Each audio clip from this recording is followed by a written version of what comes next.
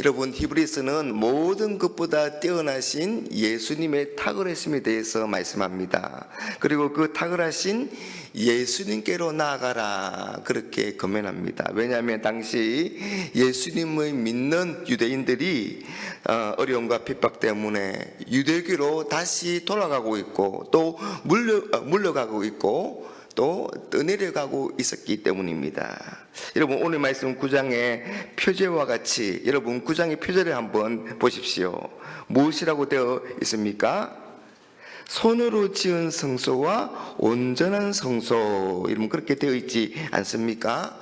여러분, 그래서 구약의 성소와 예수님의 성소의 사역을 서로 비교하고 있습니다. 그래서 어떻게 다른지, 또 얼마나 다른지를 보여줍니다. 그래서 예수님의 탁월하심에 대해서 다시 한번 강조하고 있는 겁니다. 예수님의 사역이 더 탁월하심은 첫째, 더 좋은 곳에서 속죄의 은혜가 베풀어졌기 때문입니다. 여러분, 첫 언약의 속죄의 장소는 땅에 있는 지성소였습니다. 이 지성소에는 1년에 한 번 대속죄일의 대제사장만이 들어갈 수가 있었습니다.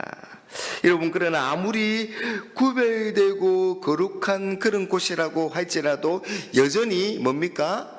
인간이 손으로 지은 그런 곳이지 않습니까? 여러분, 그래서 이건 피조물에 지나지 않는 겁니다. 그래서 세상에 속한 성소이며 이건 하늘에 있는 성소의 모형과 그림자일 뿐입니다. 하지만 예수 대제사장이 섬기는 곳은 사람이 손으로 짓지 아니한 곳, 곧 피조물에 속하지 아니한 더 크고 온전한 장막입니다. 모형 차원이 아니라 실제 차원의 하늘에 있는 장막이며 온전한 장막인 것입니다. 이것을 11절 말씀에 그리스도께서는 장래 좋은 일에 대제사장으로 오사 손으로 짓지 아니한 것, 곧 이 세상에 속하지 아니한 더 크고 온전한 장막으로 말미암았다, 그렇게 말하고 있습니다. 여러분, 예수님이 우리의 죄를 위해서 십자가에 죽으셨다가 부활하셨죠. 그 다음에는 어떻게 하셨습니까? 하늘로 승천하셨습니다. 여러분, 하늘로 승천하신 이것이 하나님께서 예수님을 우리의 대제사장으로 인정하고 받아들이셨다는 그런 의미입니다. 예수님이 하늘의 보좌 앞에서 우리를 위한 대제사장의 직무를 또 수행하고 계십니다. 그래서 이보다 더 좋은 속죄는 없는 것입니다. 두 번째로, 예수님을 통해 받은 그런 제사함은 완전하고도 영원하기 때문입니다. 여러분, 가끔 우리는 그 하나님의 권위로 내가 너의 죄를 사오노라, 그렇게 선포하시면 되지 왜 굳이 하나님의 아들의 사람이 되시고 또 비참하게 십자가에 죽으시기까지 했는가, 그런 의문을 가질 때가 있습니다.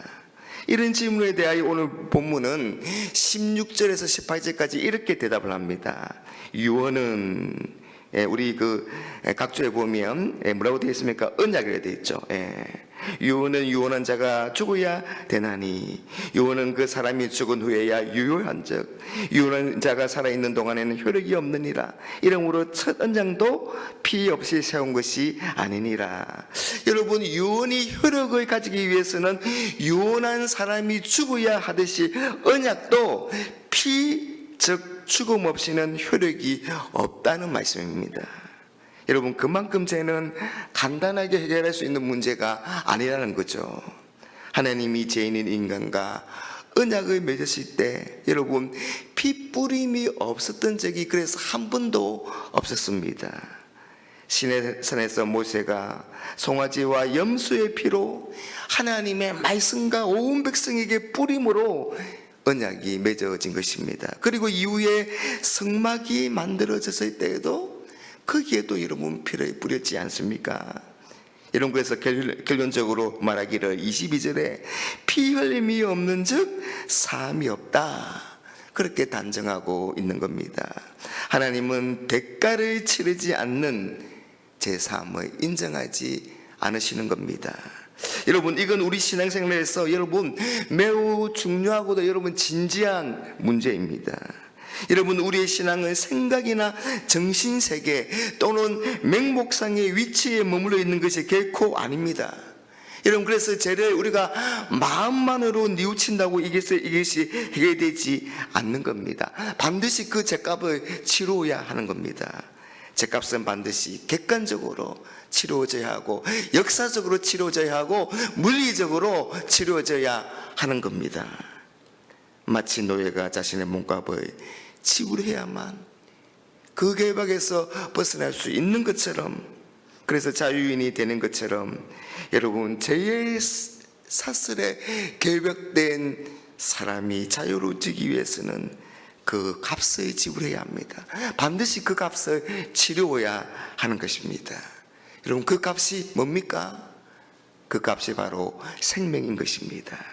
죄 사함을 받기 위해서는 반드시 생명을 내어놓아야 하는 겁니다. 왜냐하면 죄의 싹은 사망이기 때문입니다. 여러분, 죄의 뿌리는 사람의 내면에 있는 더러운 마음과 양심입니다. 그래서 예수님도 사람을 더럽히는 것이 사람 속에서 나오는 엄연과 탐욕과 악이라고 말씀하신 것입니다. 여러분, 우리는 되게 작은 것에 욕심을 내다가 다른 사람을 속이기도 하고 해치기도 합니다. 사람이 살아가면서 경험하는 모든 죄와 고통은 대부분 이 내면에서 비롯된 것이기에 사람의 마음과 양심을 씻는 것만이 죄를 근본적으로 해결하는 것입니다. 그런데 여러분, 구약의 제사는 오늘 뭐라고 이야기합니까? 그 육체를 정결하게 하기까지는 했다. 하지만 죄인의 양심까지는 깨끗하게 하지 못한다. 죄의 근본 뿌리를 해결할 수 없다. 그렇게 말씀하고 있지 않습니까? 하지만 예수님은 우리의 마음과 양심까지 깨끗하게 하는 우리의 존재 전체를 깨끗하게 한다. 여러분, 13절과 14절에 한번 보십시오. 염소와 항소의 피와 및 암송아지의 죄를 부정한 자에게 뿌려 그 육체를 정결하게 하여 거룩하게 하거든. 여러분, 동물의 제사는 그 육체만을 정결하게 했다, 그렇게 말합니다. 그러니까 불완전하고 부분적이고 한계를 가졌다라는 그런 뜻입니다.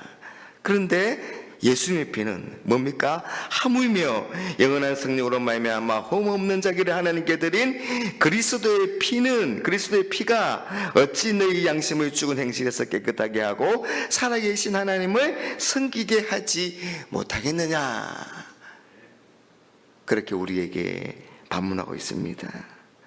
여러분, 예수님의 보혈은 완전합니다. 우리의 죄의 문제를 근본적으로 해결하심으로 우리는 새롭게 된 마음으로 하나님을 섬기고 예배할 수 있게 된 겁니다.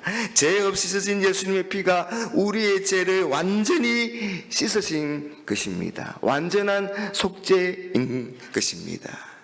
여러분, 그래서 바울은 로마서 8장 1절 2절에서 그리스도 예수 안에 있는 자에게는 결코 정죄함이 없나니 예수 그리스도 안에 있는 생명의 성령의 법이 죄와 사망의 법에서 너를 해방하였다, 그렇게 선언한 것입니다. 여러분, 그렇습니다. 우리는 그리스도 안에서 단번에 한 번에 완전하고도 영원한 속죄를 받은 사람들입니다. 여러분, 동물의 피의 제사와는 비교되지 않는 그런 예수님의 보혈인 것입니다. 여러분, 그래서 이 성막에서 드리는 제사는 어떻게 되었습니까? 성령이 거하시는 전인 우리 성도 안에서 하나님의 선하시고 기뻐하시고 온전하신 뜻을 구별하여서 여러분, 악한 세상과 구별하여서 거룩하게 사는 그 삶을 드리는 영적 예배, 산제사로 대체가 된 것입니다. 여러분, 우리는 친히 피 흘려주신 예수님 덕분에 하나님 앞에서 온전하고도 영원한 사죄와 그 사제 덕분에 자유의 은총을 누리게 되었고 또 하나님 주신 기업을 받게 된 것입니다. 그런데 여러분, 이런 구원은요, 단지 자유와 생명을 얻는 것만이 아니라 우리가 새로운 주인에게 기속됨을 의미합니다. 우리가 새로운 주인에게 속해졌다는 것을 말씀하고 있는 겁니다. 그래서 하나님을 나의 주인으로, 하나님을 나의 왕으로 모시고 그 하나님을 우리가 사랑하고 섬기는 것을 포함하고 있는 겁니다. 사랑하는 여러분, 이게 우리의 구원의 온전하고도 완전한 의미인 것입니다.